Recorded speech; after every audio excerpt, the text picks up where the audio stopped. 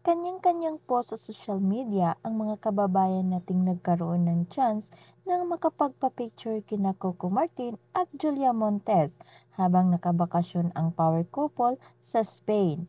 Mababasa rin sa caption ng mga post sa SOCMED kung gaano kabait sina Coco at Julia. Super accommodating daw sa fans ang dalawa.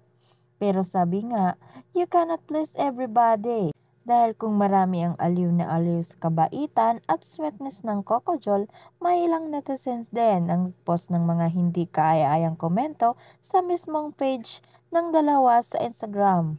Marami silang nahash tungkol sa private life ng couple. May nagsasabing parang nanay na nanay raw talaga ang katawan ni Jolia. Pero mga fans na rin nila mismo ang nagtatanggol sa mga idolo. Kaloka ang pagbabody shaming ng iba, no?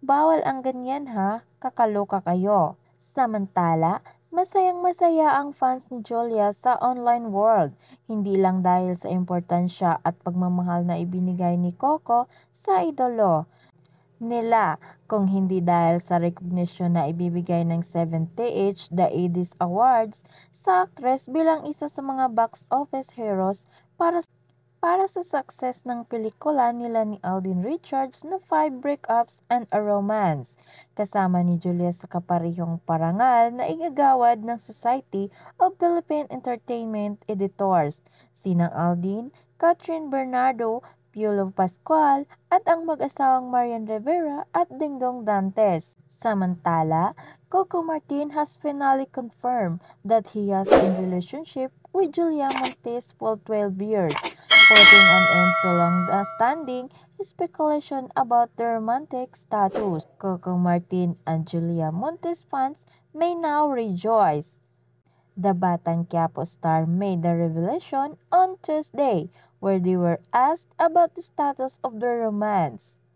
Napakasarap ng pakiramdam namin dahil 12 years na kaming magkasama, pero pare-pareho rin tulad ng dati. Nilolook at forward namin kapag may project na magkasama kami, and then kapag may magkakaroon na nakakalabas kami. Nakikita kami ng mga tao pero namiminti namin ang privacy sa buhay namin, he said. This means that celebrity couple started dating on 2011, when the now 28 years old Montes was only 16-year-old. Martin, on the other hand, would turn 42 in November. The actor also maintained that he and Julia wanted to keep their relationship private, saying they find value on keeping their romance away from the public eye. Basta kami, hindi naman kami mga bata. Kung ano yung nakikita at naisip ng mga tao, yun na yun. Mas masarap yung pakiramdam na pribado ang buhay namin. Tahimik, walang mga isyu. Ito, masaya kami. Kung ano yung posisyon namin ngayon, sobrang blessed lang talaga kami. And never nawala sa center si God, so hindi nawawala ang mga good stuff. Si God talaga ang center, she said.